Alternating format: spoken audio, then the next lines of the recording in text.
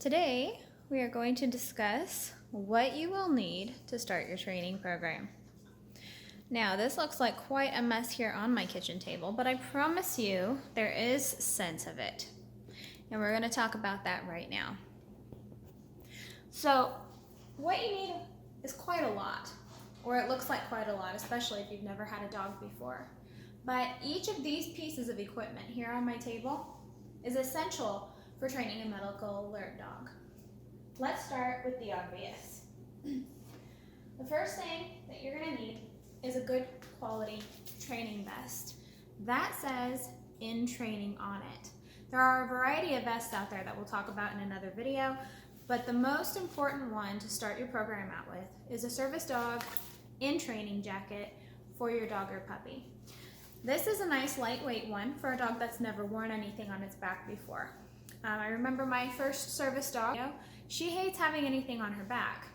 But because I bought her a nice lightweight one that it could easily slip a copy of our public access in Arizona into the vest jacket, it made training so much easier when we were starting our public access journey.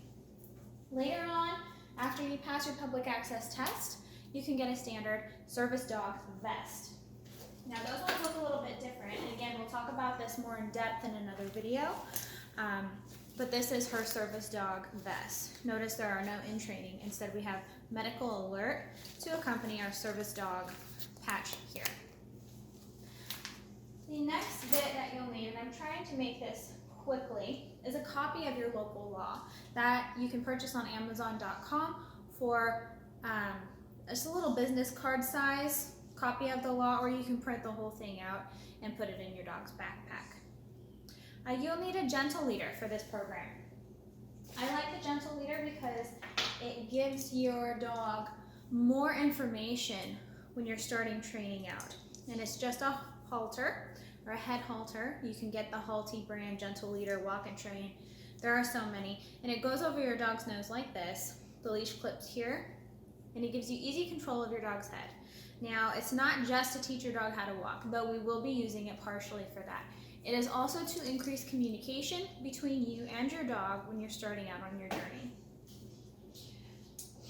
You'll also need a leash. I like the 4-foot leashes. They're not too long, and so you don't have to bunch up a whole bunch of leash when you're walking with your dog. The 4-foot leash gives you just enough space between you and your dog, and enough to flick or communicate down the lead to your dog when you're giving commands. You can also get a 6-foot leash or a tether leash that clips around your waist. We'll talk about the different leashes in another video. A 20 to 30 foot long leash. This will be used for other activities and exercises. I keep mine in a Ziploc baggie, nice and wound up. It's 30 feet of nylon lead. You can also get leather or fake leather. There's a variety of other materials out there. Nylon works just fine for what we'll be using it for. Now, one bit of equipment that many people and many programs don't recommend, I highly do, and in Arizona especially it's necessary, is dog boots. Now, why do we have our dogs wear boots? We have our dogs wear boots because our dogs go places that pet dogs will never go, like across a hot asphalt parking lot, or areas where they may step in glass, nail, or gum. So these boots are the Roughwear brand. They're my favorite. You can read my review on my blog about why they're my favorite. But you're going to need to measure your dog's foot depending on the brand that you go through. And they can give you exact measurements on what size your dog will need. But your dog will need foot protection. And we'll talk about how to train your dog to wear them in another video. For this program, we introduce work to eat. That is, your dog will be working for their food the majority of the day, and then the remainder is fed in a puzzle toy. So you will need a variety of puzzle toys. Here, I have a few to show you. The one we use most often in my house is the Tricky Treat Ball. You put the food in the hole, and the dog pushes it around the house. This is the easiest one for puppies to learn how to use. We also use the bully stick holder by West Paw. We have a Buster Cube. This one's kind of noisy, so you only want to feed it on carpet. And then we have the Tug-A-Jug, Pet Safe Tug-A-Jug. This one is also kind of noisy. I have others in this house too, including the disc. I have a Kong push ball thing, but the remainder of the meal, or the remainder of your dog's daily food portion, whatever you don't feed through training during the day, needs to be fed in one of these, because it teaches your dog persistence. It teaches your dog to increase their frustration threshold. It teaches them to keep trying even when something may not be working right. And for a medical alert dog, you need that in their behavior. You need them to understand, even though my owner didn't respond to the alert that I gave, I need to keep trying until I get that response. Because sometimes we don't acknowledge the first alert. Sometimes we don't notice the first alert, or sometimes our brains are not working correctly to acknowledge the first alert. So our dogs need to continue to keep alerting. This helps teach that. Now, food and water bowl, the obvious for dogs. If you've never owned a dog before, food and water bowl, food, bed, and a crate. You will need all of those in this program. A clicker. So if you are a especially stoic person, or your hand is faster than your mouth, or maybe verbal coordination just isn't your thing, you will need a clicker to give your dog a correct reward marker when we are training new behaviors. The clicker makes a sound like this and helps the dog know that's the response you were looking for, as long as you've marked it exactly when the behavior happens. And we'll talk more about this in a future video as well. You're going to need a stopwatch or a timer. So perhaps you have one on your phone. If you don't, or you're a gadget person, you're going to want to get yourself a stopwatch. I use my phone, which is why I'm not showing you one now. Okay, scent specific. You're going to need scent containers. So some of the games that we play include shoebox sized boxes. I showed you one already. This one came with our Kong box subscription. We also do Bark Box, Pup Box. They all have the same size boxes, so we've stocked up on quite a few of them, and they've been very handy with our games. You can also get postal boxes from your post office. A lot of those are free. You can go collect boxes from bulk trash, but you're going to need some small shoebox size boxes. You're also going to need airtight containers. So Algene, you can get them on Amazon.com. I have a link to them in my blog on scent containers. So they store in my freezer and help prevent other odors like meat or frozen veggies from contaminating my scent samples. So you will also need other sizes and types of containers. So we also use test tubes. These are helpful when initially training scent imprinting on your puppy, because the scent drops all the way down here, and they can't access or contaminate the sample up here when you're first showing it to them. Other containers I use are empty spice containers that have never been used. You can have small or large amounts of scent coming through, and then tiny containers that I can hide, because my dog's not always going to see a container when I need them to alert. These ones are nice. You can put magnets on the back if you're teaching allergy or playing other fun games. There's other styles. You can use these. This is just a PVC pipe container. And I also recommend boxes to play other games with. So we have cardboard boxes, we have plastic containers, we have tin containers, and then we have Tupperware. You will need a variety of containers to play the games that we will teach you for imprinting scent on your dog. Now, dental gauze I showed you, you can get large rolls of it off of Amazon.com or limited amounts from your dentist. You could use, if you want to use Q-tips, if you want to use cotton balls or other types of gauze, it gets very messy. So I highly recommend dental gauze, nice, simple, and clean. So gloves, if you're a person who doesn't like touching their own saliva, you're going to want gloves so that you don't have to touch your samples after you've spit on them. Other scent containers, we talked about sticky tack. So sticky tack is that putty that you use to stick stuff to your walls and then take off without ripping your paint. We use those to secure the scent in our boxes when we are playing games with our dogs. Now, on another video, I'll show you about how to collect the scent samples. You're gonna want a 3-month supply of that. So other things that you're gonna need that are not on my table here.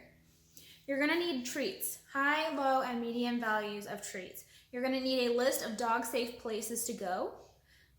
You have to get your dog out. This includes pet stores and non-pet stores.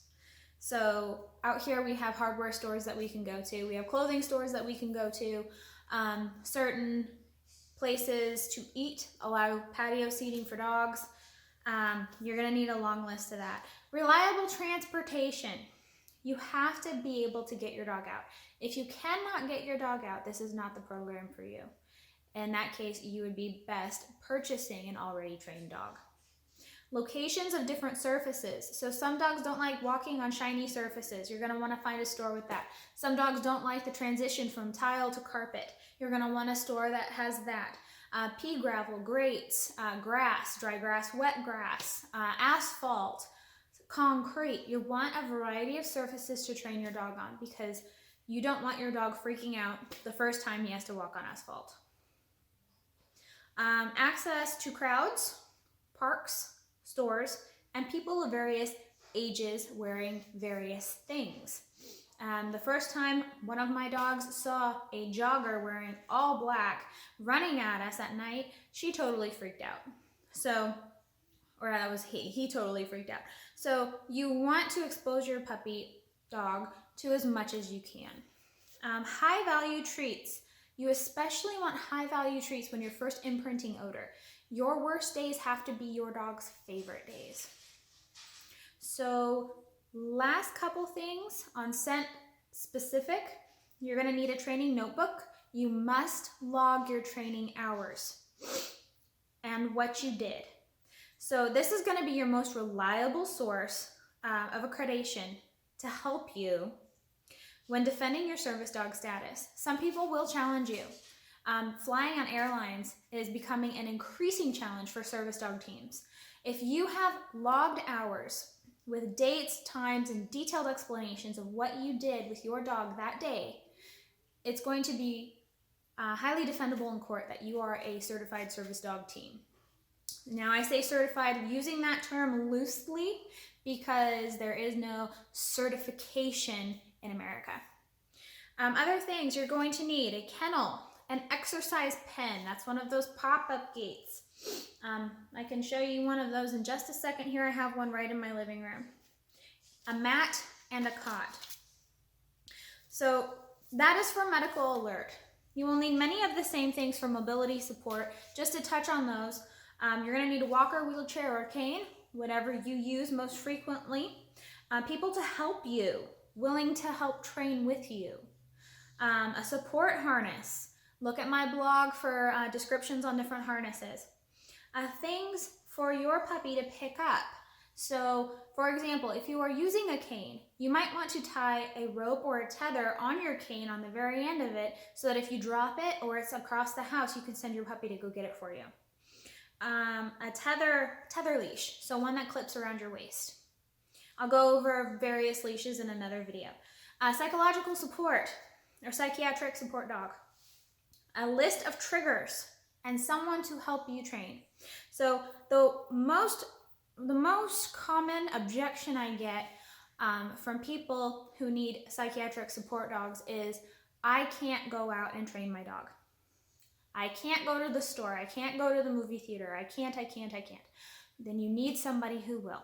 You need somebody who will go with you, because if you never get your dog out in public to train in public, or you never get your dog out to those places that trigger you, and you never train your dog to respond in those places that trigger you when you're triggered, your dog will never be able to do what you need it to do. So you need someone to help you. A list of behaviors you want your dog to do when you've been triggered. Things that will help you. And what helps you when you are triggered.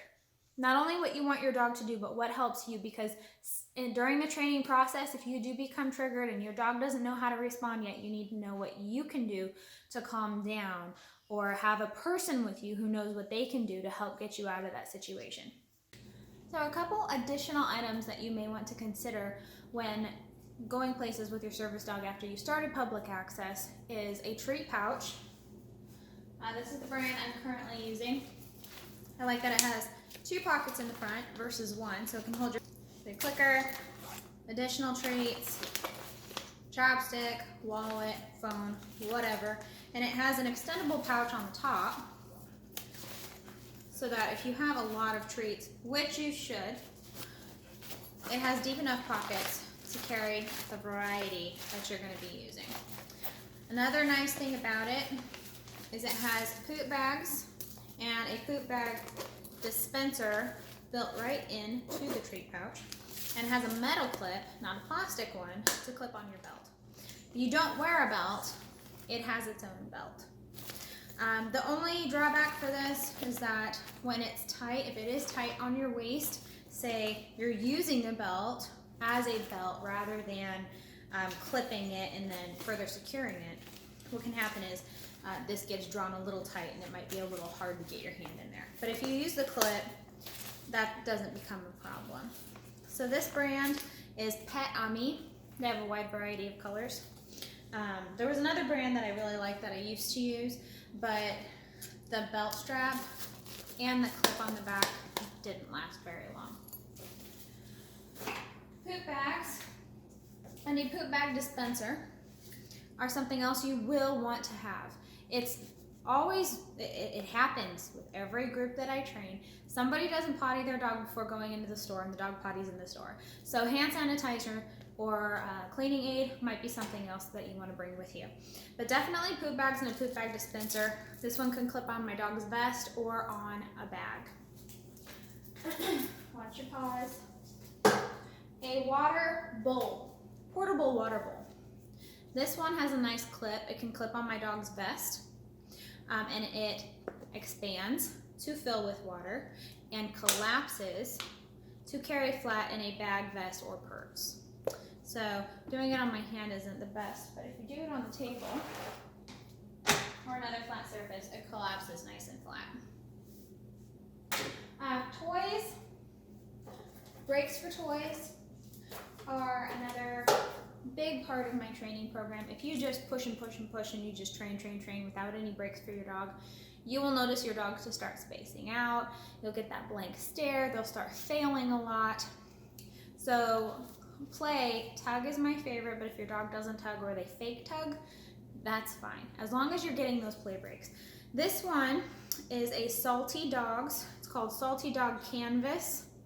This is their bungee tug. So you see it stretches. It'll save your joints and your dog's. But also for dogs that are not toy motivated, you can actually teach your dog to retrieve. So when doing other service skills, this comes in handy. The dog learns to retrieve it for you to get treats for them out of. So it comes in handy. It's machine washable. I don't remember how much it cost me, but it's been handy. If you decide that it's worth it, a toy box subscription may be another great thing for you and your dog. You get treats in there. We've tried many of them. You get treats, chews, and toys in each box. So things to consider, and a couple extra things that you probably don't want to be left without. The last thing would be a bag to carry it all in. During the training process, you will find that you're taking a lot of things with you. So something to carry it in, either you or your dog be carrying it. You may want a bag to bring things with for special field trips out for training. Have fun.